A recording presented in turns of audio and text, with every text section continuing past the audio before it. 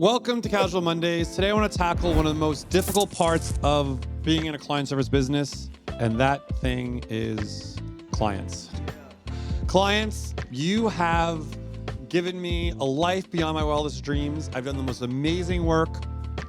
I've had the ability to travel the world. I've met amazing celebrities, and yet you have also driven me completely crazy. So I thank you.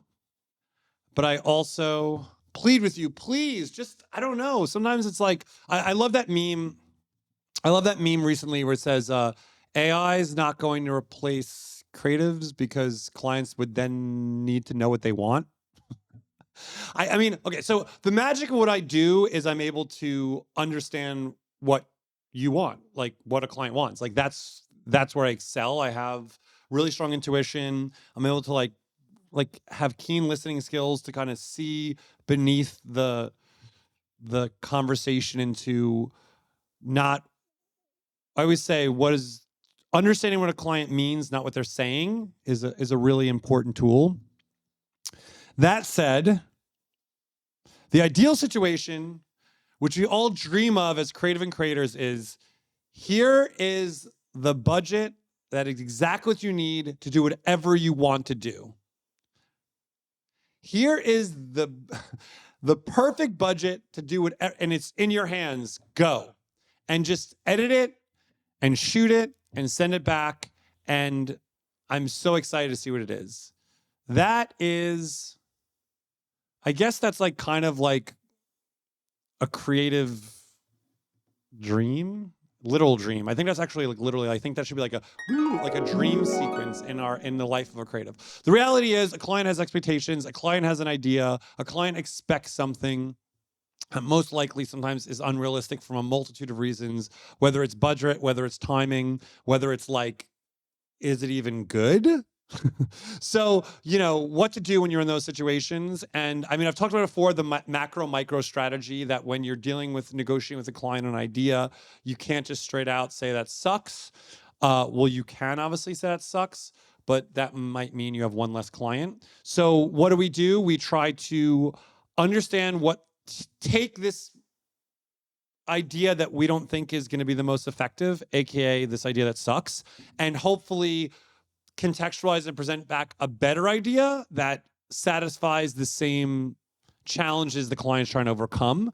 So it is a kind of creative negotiation. I sometimes I sometimes do present that idea. It depends again in what position I'm in. I've been in positions where like people's jobs are at stake that I work with, meaning my employees, and I had to do work that I probably didn't agree with. So if I was in court right now and speaking under oath, I'm guilty of charge of doing a piece of creative work that I didn't believe in. So I kind of regret it because every time you do that, a little bit of your soul gets eaten alive by the capitalistic demons, which kind of float around our industry, waiting to kind of enter our psyche and make us less inspired, creative, and shine bright. But that has happened. On the flip side, I've had amazing clients who just trusted me and believed in me. And together we've done great work. We've won awards. We've worked, we've had the ability to grow businesses, right? Like, unfortunately, the outcome of a bad agency client or creative client relationship isn't just like an unhappy client. It can be an unsuccessful project. And I've honestly, a lot of times when I have appeased clients, the challenge is when that work hasn't worked and I knew in my gut that it wouldn't work, I actually got blamed for it not working eventually. So what does work is trust. And to get someone to trust you, it comes back to courage, and you have to have the courage mixed with experience to be able to present answer the challenge of their answer with the creative you believe in. And then hopefully convince them to trust you and them take a chance. And you better be right, because if they take that chance and it goes wrong, you're done. But if it goes right, then you have their trust forever. And that bravery, that shared bravery, is a bond that can't be easily broken. And I have the pleasure of having some amazing clients in my life that I have that bond with. Yeah, we were in it together. You're just in it, against all odds. When you've gone against all odds together, and the odds are, a lot of money is being spent for something that we don't really know if it's going to work. I don't care about testing and focus groups and social listening. Like, great work is two people's intuition and courage coming together to believe in a creative idea that could change things. I keep on going really big. Like, Daniel's like nodding his head. He's like, Ari, just tell me there's like a template or like how to write the email, or is there a better way to do a Zoom call? And I want to say yes, yes, yes. But if you don't have that belief and conviction, like, behind your work and that courage to push it, and you don't believe, like, you have to believe as a creative in what you're doing. And like, if you're just doing this for a paycheck, like there's this kind of counterintuitive view of like, we will get paid lots of money if we're courageous and do great work and take chances and go against all odds and kind of do things that don't actually line up with making money. Or we could be logical and literal and do exactly what our clients say, thinking we're gonna get a lot of money, and in the long term make less money because we have less successful projects. So the business we're in is full of contradiction and confusion.